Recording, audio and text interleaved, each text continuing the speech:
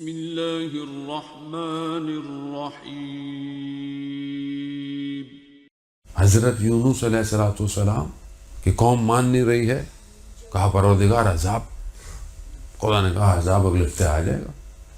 بس عذاب سے 2 دن پہلے حضرت یونس نے قوم کو چھوڑ دیا، نکل پڑے۔ پیچھے قوم پشیمان ہو گئی، توبہ کی، خدا نے توبہ قبول کر لی۔ یہاں حضرت یونس تو نکل گئے تھے قوم، دیکھا عذاب نہیں آیا۔ حضرت یونس تھوڑے سے وہ اللہ کے نبی ہیں، حسن آئے تو ناز تو آ ہی جاتا ہے۔ اب اللہ کے نبی ہیں، تھوڑے سے ناراض ہو گئے، یہ عذاب کیوں نہیں آیا؟ اسی حالت میں تھے، سمندر کی مچھلی نے حضرت یونس کو لے گئی نیچے۔ 6 مہینے کہتے ہیں مچھلی کے پیٹ، 3 ظلمات ہیں۔ پیغمبر فرماتے ہیں کہ حضرت یونس جو ہمارے اللہ کے نبی کہتے ہیں، بھائی یونس برادر ہمارے نبی اللہ کے، 3 ظلمات یعنی 3 ڈارکنس، 1 نائٹ، 2nd سی، 3rd اس کا پیٹ مچھلی کا۔ 3 ظلمات میں حضرت یونس کو رکھا۔ اللہ کا نبی ہے، غلطی نہیں کر سکتا، گناہ نہیں کر سکتا، معصوم ہے، ترک اولا ہوتا ہے، لیکن 3 اندھیرے۔ وہاں پر حضرت یونس نے کہا لا الہ الا انت سبحانک انی کنت من الظالمین، میں نے ظلم کیا ہے پروردگار اپنے اوپر۔ 6 مہینے تک فاستجبنا لہ ونجیناہ من الغم وکذالک ننجی المؤمنین، مستجاب کیا پروردگار نے۔ اتنا خدا کی بارگاہ میں علامہ طباطبائی رضوان اللہ تفسیر المیزان میں بیان کرتے ہیں کہ اگر حضرت یونس یہ ذکر نہیں کرتے، قیامت تک مچھلی کے پیٹ میں رہتے۔ ہم کتنے اندھیروں میں ڈوب رہے ہیں، وہ تو اللہ کے نبی۔ ہماری کتنی غلطیاں ہیں، ہماری کتنی کوتاہیاں ہیں۔ میں نے کبھی سر سجدے میں رکھ کر ذکر یونسیہ پڑھا، ذکر یونسیہ قرآن کی آیت مشہور ہے۔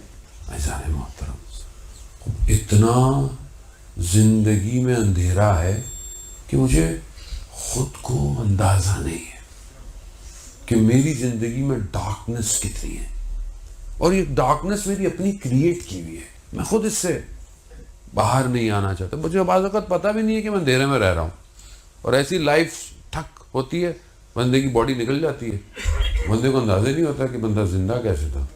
وہ کوشش کرتا ہے بتانے کی کہ میں بتاؤں مردوں کو آس پاس۔ آپ کو پتہ ہے جب روح نکلتی، شب جمعہ بھی ہے، اور ہم سب کے غیر محرومین عالم برزخ میں ہیں، ایک صلوات، وہ اس کی جب روح نکلتی ہے، نکلنے کا وقت آتا ہے تو آس پاس اپنے لوگوں کو دیکھتا ہے، رشتہ داروں کو دیکھتا ہے، اور ان سے بات کرنا چاہتا ہے، مگر اس کا ٹائم اپ ہو چکا ہوتا ہے، وہ نہیں بول سکتا۔ وہ ہم سب نے جانا ہے، ہمیں آئیڈیا ہی نہیں ہے کہ ہماری لائف اور ہم اس زندگی میں، کہ جس کو ہم سب کو پتہ ہے، اور ہم نے کتنے لوگوں کو تو خود دفنایا ہے، کتنے جنازوں کو لے کے گئے، قبرستان سے بھی گزرتے ہیں، سارے کام کرتے ہیں۔ اس لیے کہتے ہیں قبرستان جاتے رہنا چاہیے۔ ذوالقرنین جسے اسکندر بھی کہتے ہیں، وہ ایک جگہ سے گزر رہا تھا، تو بنی اسرائیل کا کوئی قبیلہ تھا، کیا تھا، تو اس نے دیکھا کہ لوگ بڑے خوش ہیں یہاں پہ، بڑی بہترین زندگی گزار رہے ہیں۔ کہا کیوں، مطلب کیا فارمولہ ہے تمہارے پاس؟ اور پھر دیکھا کہ ان کے گھروں کے صحن میں، یارڈ میں، انہی کے اپنے جاننے والوں کی قبریں ہیں، یعنی گھر کے اندر۔ تو کہا کہ یہ کیا ماجرا ہے، دیواریں بھی نہیں ہیں، تو کہا قبریں کیوں ہیں؟ کہا ہم ان کو دیکھتے ہیں تو عبرت لیتے ہیں ہر روز کہ ہم نے بھی جانا ہے، تو جب ہم نے جانا ہے تو ہم پھر کوئی ایسا کام ہی نہیں کرتے کہ جو ہمیں پریشانی ہو۔ کہا دیواریں کیوں نہیں ہیں؟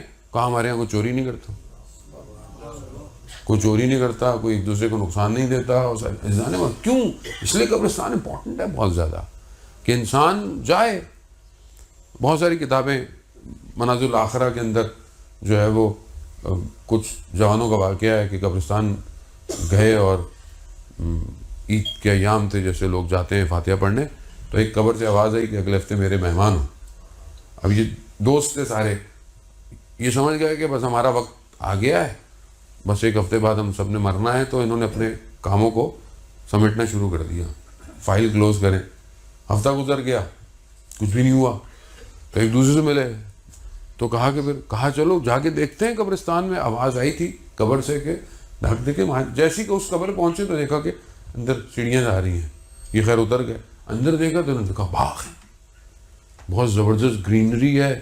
تو دیکھا کہ ایک خوبصورت سا جوان جو ہے وہ کہا کہ کون ہوں؟ کہا میں صاحب قبر ہوں, یعنی میں اس کا تو میں نے تم لوگوں کو دعوت دی تھی. اب یہ بڑے خوش ہوتے ہیں, کب دیکھتے ہیں بڑی چیزیں ہیں, ساری چیزیں. تو وہ کہتا ہے کہ تم مجھے پہچانے نہیں. کہتا نہیں ہم نے تمہیں پہلے کبھی دیکھا ہی نہیں. کہتا میں تمہارے محلے میں جو کسائی کی دکان تھی, قصاب میں ہی تو تھا. کہتا مگر اس کے چہرے کا رنگ, کہہ رہا ہاں خدا نے یہاں میرا چہرہ جو ہے وہ نورانی کر دیا ہے. تو کہا تمہیں یہ سب کیسے ملا؟ یہ سب مطلب جو ایک آدمی اس ڈیزگنیشن پوسٹ عام صاحب. کہا کہ کچھ چیزیں میری زندگی میں تھیں, بہرحال اس میں زیادہ چیزیں میں کہ کچھ چیزیں آپ کی خدمت میں. ایک, میں نماز اول وقت پڑھتا تھا, چاہے میری دکان میں کسٹمر کھڑا ہو کہے کہ میں سارا مال خرید دوں گا, لیکن میں کہتا نہیں نماز کا وقت ہو گیا بھائی تھوڑی دیر بعد آنا. کام کو بولو اول نماز ہے, نماز کو نہیں بولو پہلے کام ہے. اب بہرحال آپ یہاں رہتے ہیں, سوسائٹی میں رہتے ہیں, یہاں اس طرح ہر چیز اویلیبل شاید نہیں ہے, ہر جگہ شاید مسجد نہیں ہے, ہر جگہ پاکیزگی نہیں ہے. دس از ڈفرنٹ تھنگ. بٹ آپ کی نیت کیا ہے کہ کیا میں نماز کا وقت مجھے کہاں آئے گا؟ کوئی میں اپنی ٹریولنگ میں کام میں کوئی پیکیج ہے میرا کہ میں نماز پڑھ سکوں گا یا نہیں پڑھوں گا؟ یہ دغدغہ آپ کے اندر پایا جاتا ہے کہ نہیں جاتا؟ اور جب یہ پریشانی پائی جائے تو خدا خود راستہ دیتا ہے. لیکن اگر انسان کے اندر ہے ہی نہیں, اور دوسری طرف مانتا کس کو ہوں میں؟ اہل بیت کو. یہاں اذان ہوتی تھی تو رسول کے چہرے کا رنگ بدل جاتا تھا, یعنی بالکل حال. ازواج پیغمبر فرماتی ہیں اذان کے وقت میں رسول کسی کو پہچانتے نہیں تھے. کیوں؟ کہ خالق بنا رہا ہے. تو اسی طرح ہمارے اندر بھی یہ دغدغہ ہونا چاہیے.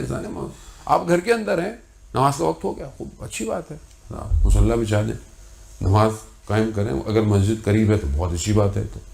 تو آپ کے کرنے سے آپ کی آنے والی نسل خود یہ پہچانے گی کہ کوئی ہے جسے سجدہ کرنا ہے.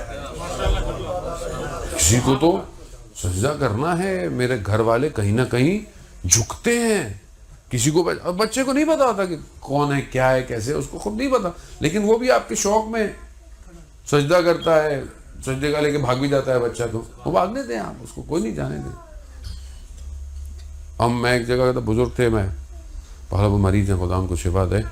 تو بچہ چھوٹا تھا میرا, میں نماز پڑھا تھا. تو آپ کو پتہ بچے تو کٹ مارتے ہوئے آ جاتے ہیں, نیچے آگے پیچھے دائیں. تو وہ سمجھے کہ مولانا صاحب کو تنگ کر رہے ہیں, انہوں نے بیچارے کو بھگانے کی کوشش کی اس کو. تو میں نے انہیں بعد میں کہا کہ دیکھیں بھگائیں نہیں بچوں کو, اگر آج بھگائیں گے نا تو پھر نہیں آنا انہوں نے, ان کو کھیلنے دیں.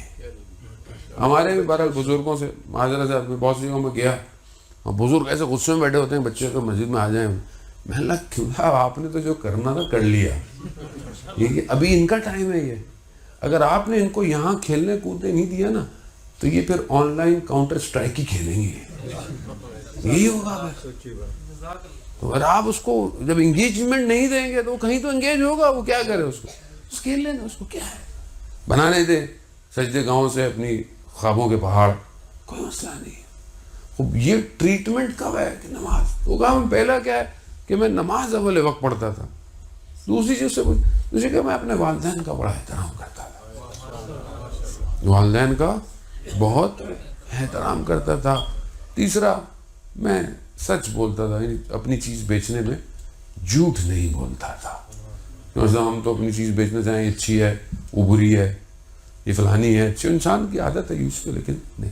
خوب یہ چند صفات اس کے اندر اور بھی تھیں جس کی وجہ سے خدا نے اس کی قبر کو جنت کے باغوں میں سے ایک باغ بنا دیا. اب اصل تو دیکھیں زندگی وہ ہے جو قیامت ہے, مگر اس قیامت سے پہلے جو ٹرانزیشن ٹائم ہے, پیریڈ ہے, وہ بڑا خطرناک ہے. اور اہل بیت علیہ السلام نے بھی جو روایات ہیں اس میں یہی کہا ہے کہ ہم تمہاری قیامت کے تو شفاعت کر لیں گے, لیکن برزخ تم نے خود مینٹین کرنی ہے. اور برزخ کا معاملہ یہ ہے کہ برزخ، اب ہمیں نہیں پتا کس کی برزخ کتنی ہے. جو کب کا مرا ہوا ہے حضرت آدم کے بعد سے تھے وہ ابھی تک برزخ میں ہے، اور برزخ رہے گی. اور برزخ کے معاملات بہت ڈفرینٹ ہیں، کیونکہ مردہ کبھی واپس تو آیا نہیں جو میں بتاتا. نہ آپ وہاں پہ کیمرہ لگا سکتے ہیں، نہ آپ وہاں سے کوئی کسی کو، انٹل انلیس اللہ اس کی روح کو اجازت دے تو وہ آپ کو آ کے بتائے. وہ بہت ریئر ہوتا ہے.